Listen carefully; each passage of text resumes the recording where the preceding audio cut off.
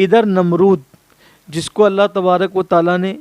800 سال عمر عطا فرمائی، 800 سال سے زیادہ عمر عطا فرمائی، 400 سال اس نے بادشاہت کی، اور جب 400 سال کی عمر میں پہنچ کر اس بدبخت نے حضرت ابراہیم علیہ السلام کو آگ میں ڈالا، اللہ کے پیغمبر کو،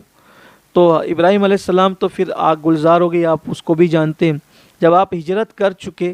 تو اللہ تعالیٰ نے نمرود کی قوم پر مچھر کا عذاب نازل فرمایا، اتنے مچھر بھیجے اللہ کے پیغمبر کے ساتھ، چونکہ انہوں نے بہت ظلم کیا، زیادتی کی، تو اللہ نے اتنے مچھر بھیجے کہ سورج کی روشنی بھی نہیں پہنچ پاتی تھی، سورج کی روشنی چھپ گئی تھی، اتنی بڑی تعداد میں مچھر آئے،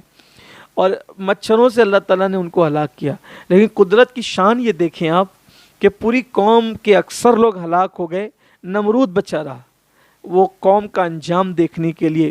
مچھروں نے نمرود کی قوم کے گوشت کو چاٹ دیا، حتیٰ کہ ہڈی ہڈی کر دی، ان کی ہڈی ہڈی بکھیر دی اکثریت کی۔ اور پھر بعد میں نمرود پر اللہ تعالیٰ نے ایک لنگڑا مچھر مسلط کیا، اور وہ لنگڑا مچھر اس کی ناک کے ذریعے سے دماغ میں گھسا، اور وہ جب وہ اس کا دماغ چاٹتا، اور پھر وہ مچھر گھسا کر قدرت نے پھر نمرود کو مزید 400 سال کی زندگی عطا کی، یعنی 400 سال اس نے حکومت کی، اور اللہ کے پیغمبر کو جب اس نے تکلیف دی، اللہ کے نبی سے نفرت کی، دین حق سے نفرت کی،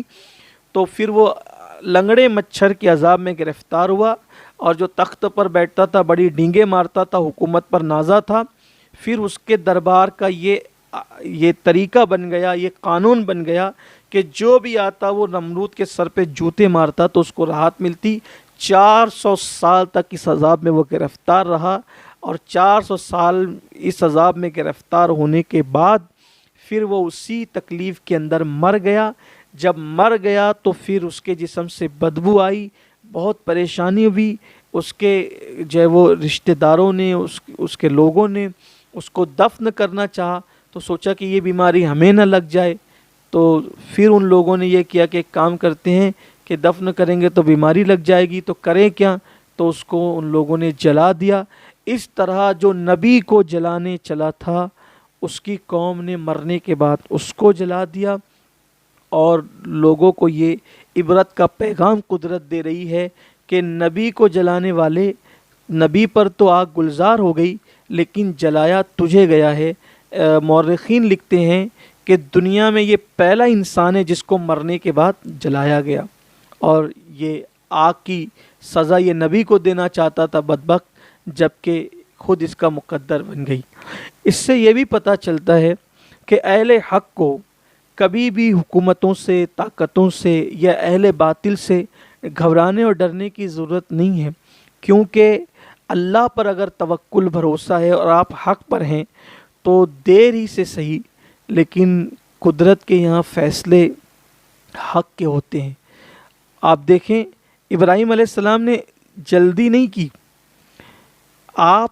کے ہجرت کر جانے کے بعد بھی 400 سال تک نمرود زندہ رہا لیکن عذاب میں گرفتار رہا۔ تو اس لیے ہم بہت عجلت کرتے ہیں، ہمیں عجلت نہیں کرنا چاہیے، اللہ کی رضا میں راضی رہنا چاہیے۔ بہرحال حضرت ہاجرہ سے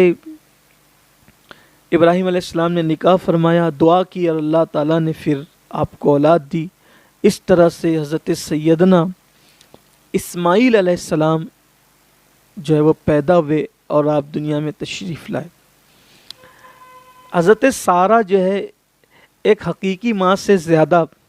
حضرت اسماعیل علیہ السلام سے پیار کرتی تھی۔ حضرت ہاجرہ سے چونکہ انہی کی گزارش پر نکاح ہوا تھا، حضرت ہاجرہ کو بھی بہت پیار دیتی تھی، حضرت اسماعیل علیہ السلام کو بھی، اور حضرت سارہ کی غیرت کا خیال کر کے حضرت ابراہیم علیہ السلام